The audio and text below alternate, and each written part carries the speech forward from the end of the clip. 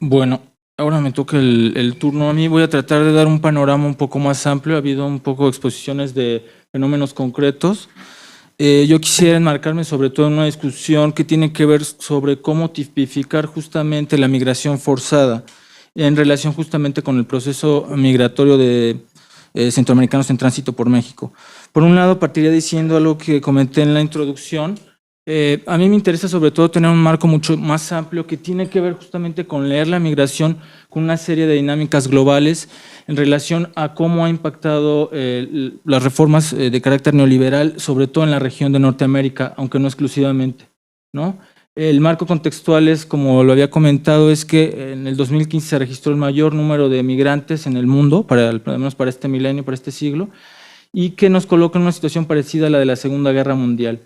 Y esto se explica en relación con algo que han trabajado varios autores en relación a cómo vincular la migración con otra serie de procesos sociales, económicos y políticos.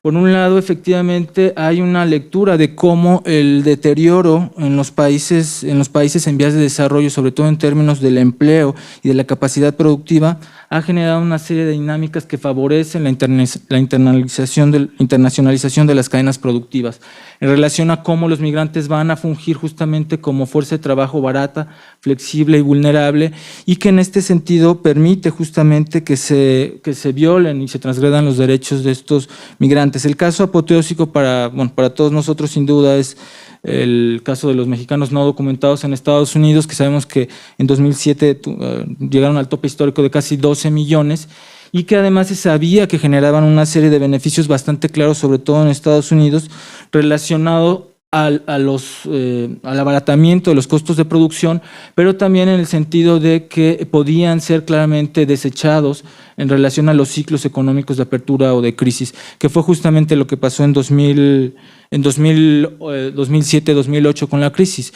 Lo que no hizo toda la política de criminalización de las fronteras de Estados Unidos, lo hizo la crisis del 2008, ¿no? En términos de cerrar los nichos productivos y de llegar a niveles migratorios bastante bajos.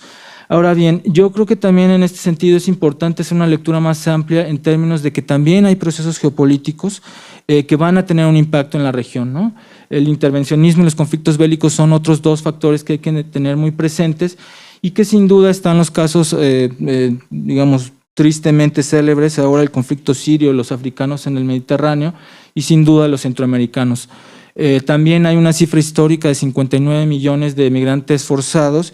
Y pongo este escenario porque una de las causas, como veremos, de la migración va a ser, dentro de las otras tres, van a ser sobre todo contextos de violencia generalizados o vinculados con el crimen organizado, con el caso de Honduras y El Salvador, aunque también en Guatemala, ¿no? Y en este sentido, el marco general más amplio sí nos remite a leer la migración centroamericana en tránsito por México como un fenómeno masivo. Datos de la Secretaría de Gobernación del año pasado hablaban de que había hubo cerca de 300,000 centroamericanos en tránsito, se detuvieron a casi 200,000 y de estos se deportaron a casi 140,000. Obviamente habría que hacer una lectura de esto en términos también de cómo el nuevo programa el programa de la integral de la frontera sur ha venido a dinamizar este proceso, ¿no? En términos, como veremos, de una política de seguridad fronteriza de carácter regional y que no solo tiene que ver con los intereses de México como Estado-nación soberano, sino también con una serie de intereses principalmente norteamericanos. Lo que es un hecho también, y en este sentido coincido con las dos exposiciones anteriores, es que tristemente ha habido una relación entre la migración en tránsito y una serie de procesos de violencia. No menciono aquí la masacre de San Fernando ni los migrantes mutilados, porque son casos que ya se trataron. Tampoco mencionar el caso de los niños migrantes no acompañados, pero lo que sí hay es un abanico bastante claro de cómo se van superponiendo capas en términos de la vulneración de los derechos humanos de los migrantes.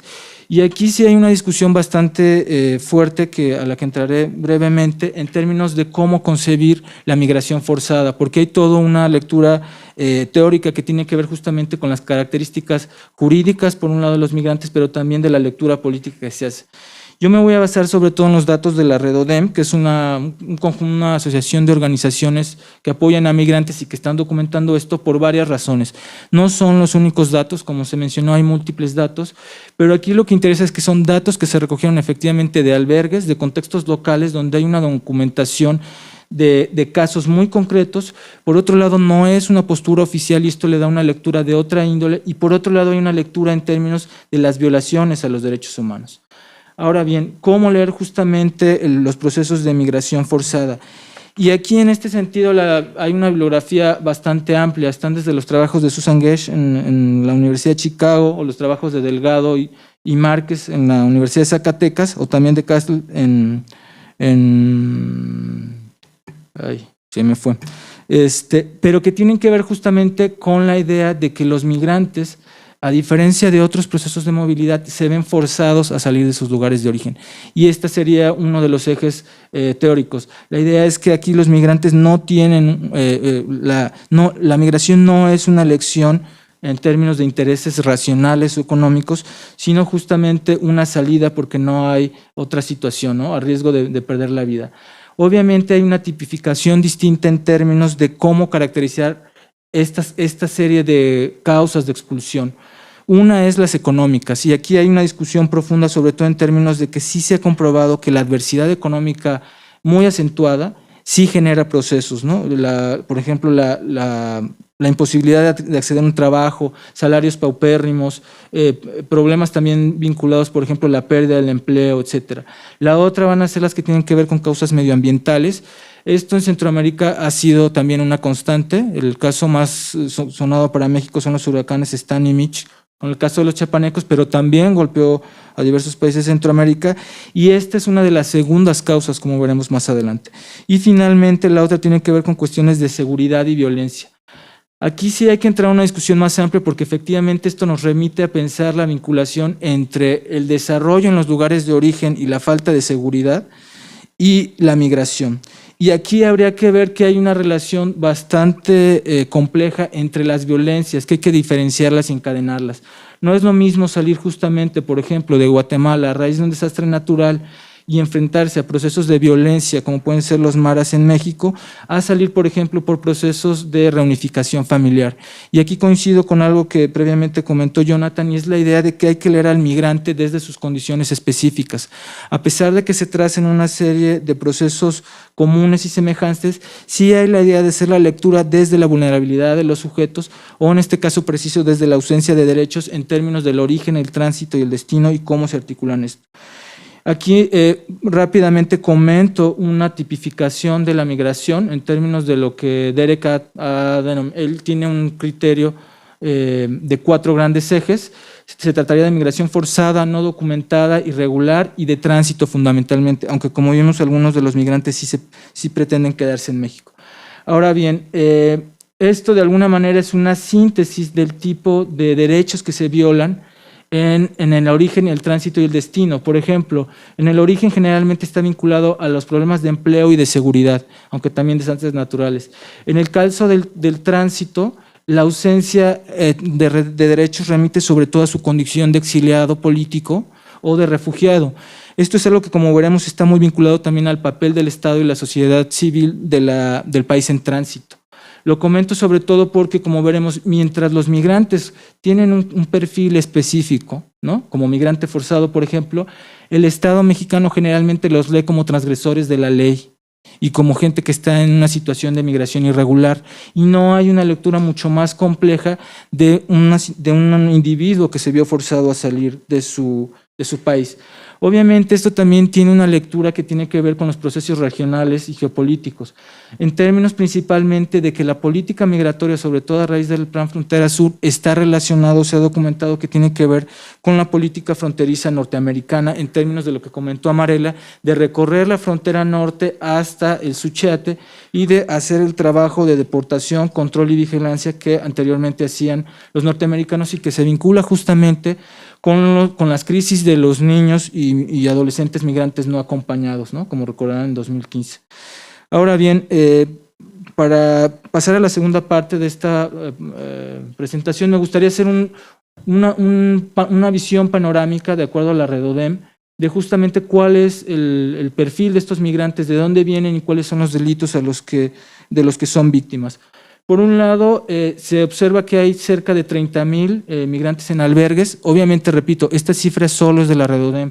Si uno se basa, por ejemplo, en las cifras oficiales, nos encontramos con registros mucho más altos. Efectivamente, encontramos que todos, el grueso se ubican en el Triángulo Norte. El principal país del que son originarios los migrantes es Honduras, luego El Salvador y luego Guatemala. Pero curiosamente, cuando analizamos el perfil de edad y de estado civil y de experiencia laboral, encontramos que hay un perfil claramente laboral. El grueso se ubica entre el grupo de 18 a 40 años, siendo el grupo más fuerte el de 18 a 30 años. El perfil preponderante son hombres y se dirigen sobre todo a Estados Unidos. Esto nos remite justamente a esta idea de concebir la migración desde los sujetos que se desplazan. Ahora bien, en términos de las causas de la migración, acorde con los datos de la Redodem, la principal causa serían las económicas, vinculadas sobre todo al desempleo, a los bajos salarios y al encarecimiento de la canasta básica. Y aquí la discusión con la economía política de la migración es fuerte, sobre todo en términos de que lo que vemos es que los países que experimentan condiciones adversas generalmente son generadores de flujos migratorios. Las otras dos en orden de importancia serían las medioambientales, los derrumbes, las graves sequías, y la otra sería la violencia. Tanto en el caso medioambiental como en la violencia habría que hacer una lectura mucho más profunda, sobre todo porque se sabe que los desastres también tienen un proceso de construcción sociopolítico. Sabemos que generalmente detrás de los impactos que generan los percances naturales hay también una política de no atención o de poca contención de lo mismo. Y en el caso de la violencia también sobresale el caso de estos grupos de los que hablaba Marela, de los grupos delictivos, de la delincuencia organizada, que de alguna manera se vuelven los ordenadores de la vida social y generan estos procesos. Ahora bien, cabría hacer una mención específica. Si bien el grueso de los migrantes son hombres jóvenes con poca escolaridad del sector primario, y esto es algo también importante, son grupos que fueron excluidos de los proyectos, de los magros proyectos de desarrollo centroamericanos. Entonces, en este sentido, estos olvidados y marginados en sus países vuelven a ser marginados y excluidos en los procesos migratorios. El caso relevante también es que si bien son menos numerosos las mujeres y los niños, ellos tienen niveles de violencia y de vulnerabilidad mucho mayores. Y esto es importante porque hay delitos que, como veremos, se remiten exclusivamente a este tipo de rasgos del migrante. Sabemos que la cuestión de trata de personas, de prostitución y de violación están mucho más vinculados a las mujeres y a los adolescentes y niños, ¿no? Este es un mapa de los lugares de origen. Los que están con raya son justamente los municipios con mayor incidencia en los flujos migratorios y que además, como no lo comenté, pero hay una relación muy clara entre municipios con altos índices de violencia y migración. En el caso de Honduras, el 50% del flujo migratorio lo aportan estos municipios, que tienen un alto grado de violación. En el caso de El Salvador son el 30% y en el caso de Guatemala el 15%. Ahora bien, en términos de quiénes son las víctimas, lo que dice la Redodem es que se trata sobre todo de hombres y justamente coincide además, si se fijan, con el grupo de edad del perfil laboral. La nacionalidad es más o menos pareja en términos de lo que se registraba en términos de los grupos migratorios. Efectivamente, los más afectados son los hondureños, en segundo lugar los salvadoreños y en tercer lugar los guatemaltecos. Mencionaba, hay una serie de crímenes que están mucho más orientados a poblaciones específicas, ¿no? Y en este sentido, pues bueno, Abdel ya hablará con más detalle del caso de los adolescentes y los niños. Y quizás también algo que podría ser interesante es hacer una lectura mucho más compleja, no solo en términos espaciales, sino en términos de qué delitos se cometen y quiénes los cometen y en qué lugares. Entonces, lo que tenemos es el principal delito es efectivamente el robo. El segundo sería la extorsión y los dos últimos sobresalen porque son el secuestro y el abuso de autoridad, que obviamente esto remite a actores gubernamentales. Pero en este sentido también habría que ver que el listado es bastante amplio y remite desde el robo efectivamente hasta la violación sexual, el tráfico de personas, etcétera. Los lugares en que se cometen efectivamente tienen una doble articulación, tanto con las rutas migratorias como con la formación de estos grupos del crimen organizado, pero también con la política migratoria mexicana. En este sentido, Chiapas es el principal lugar donde se detienen y deportan migrantes. Después seguiría Veracruz, Oaxaca y Tabasco, pero esto coincide también con el lugar donde se cometen los crímenes. Y aquí hay una lectura bastante interesante porque nos demuestra que quienes cometen el crimen son principalmente el crimen organizado, organizaciones del crimen organizado, pero en segundo lugar las autoridades. Y en este sentido, los que más cometen, según la Redodem, sería la Policía Federal y la Municipal, donde efectivamente hay una lectura similar a la que hacía Marela en términos de que vemos que hay una especie de complejo sistema de violación a los derechos en donde participan tanto el Estado como el crimen organizado y los particulares. Ahora bien, hay una diferenciación también en términos de los crímenes que se cometen en relación al actor responsable de la violencia, ¿no? Este es un poco el ejemplo de cuáles son los municipios en Chiapas donde más se cometen crímenes y cómo se genera un proceso espacialmente concentrado de la violencia y de la detención, deportación, etc. Y terminaría siendo una lectura justamente en términos de qué nos dice este proceso. Por un lado, efectivamente, que hay un proceso de construcción de los espacios de violencia, que se establecen en términos de la articulación de las rutas, los actores que cometen el crimen y la política fronteriza, donde destacan el caso en orden de importancia de Chiapas, Veracruz, Oaxaca y Tabasco.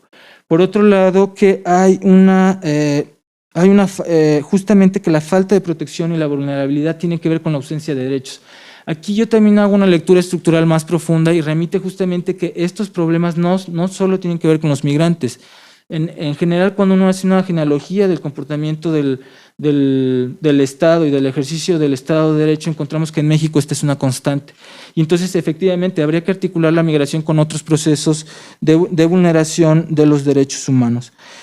Ahora bien, sí hay una tipificación de cuáles son los derechos a los cuales tendrían que tener acceso los migrantes durante su tránsito en México y de los cuales carecen. Por lo menos serían tres: el de tránsito, el de integridad, el de derecho a la integridad física, el de asilo y refugio.